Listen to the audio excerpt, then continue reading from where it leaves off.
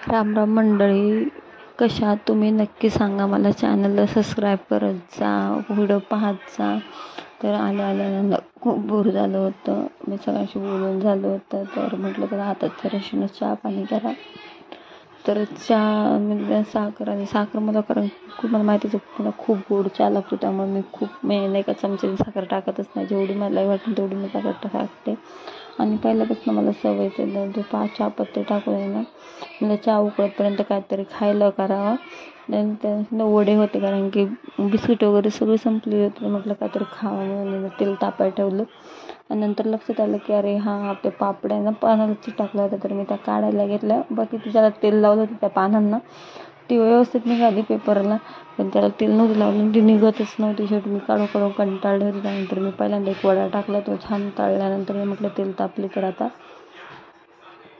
परत आपण नंतर काय झालं, खूपच तेल तापलं होतं, त्यामुळे मी गॅस कमी केला आणि वडे तळायला घेतले. असं छान लागतं. तुम्ही नाही का चहाबरोबर काहीतरी खायला असेल ना, बरं वाटतं, जरा एनर्जी पण येते आल्यानंतर. आणि मग नंतर संध्याकाळी स्वयंपाक लेट झाला तरी चालतो.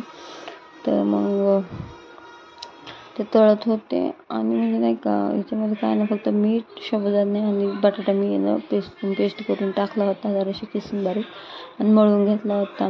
याचे ना पापड पण खूप छान असे होऊ शकतात. पाहू, ट्राय करूया कधीतरी, कारण की एकच दिवस असं रविवारचा, दुसऱ्या दिवशी घरी येऊन करायचं म्हणलं का टेन्शन येतं त्यामुळं.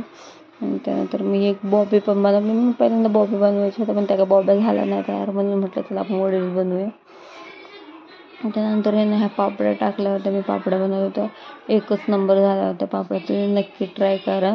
आणि छोटे छोटे होते म्हणून मी सगळं एकदम ओतलं ना, अशा प्रकारे माझे नाही का. नंतर मी मोठं घेतले, पटापट असं सगळे करून घेतले, कारण की चहा पण उकळून झाला होता आणि इकडं भूक पण लागलेली होती. तर म्हटलं चला. आणि त्यामध्ये ना हात पण भाजला, गरम तेल ना पापडीचं ना हातावर पडल्यानंतर असं वेगळंच होतं ना, खूपच हात भाजला होता. तरी पण काय हे का चव माणसाला जिभेला म्हणतात ना, तो चटका असतो, तसा चटका तोंडाला बसायच्या वेळी तो हाताला बसला होता.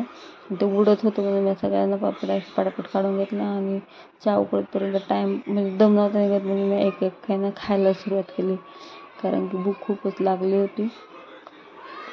खाल्ल्यानंतर म्हटलं आता चहा घ्यावा.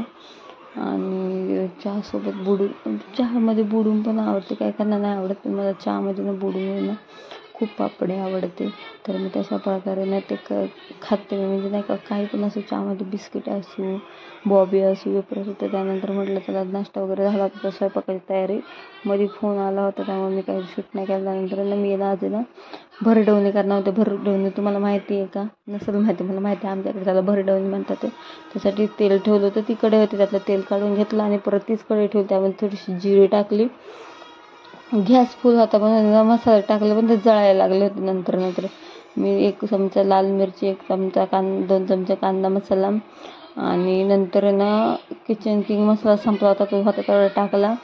आणि त्यानंतर थोडीशी हळद टाकून जे मिश्रण होतं ना ते डाळीचं, ते त्याच्यामध्ये टाकलं. तुम्ही ओळखा कसलं का तुमच्याकडे कशाला भरडवणी म्हणतात, आमच्याकडे ह्या डाळीचं जर केलं ना तर त्याला भरडवणी म्हणतात आहे. तर अशा प्रकारे भरडवणी, बाजरीची भाकर, भात आणि कांदा, एकच नंबर. तुम्ही नक्की ट्राय करा, मला खूप आवडेल. याची पूर्ण रेसिपी मी तुम्हाला नक्की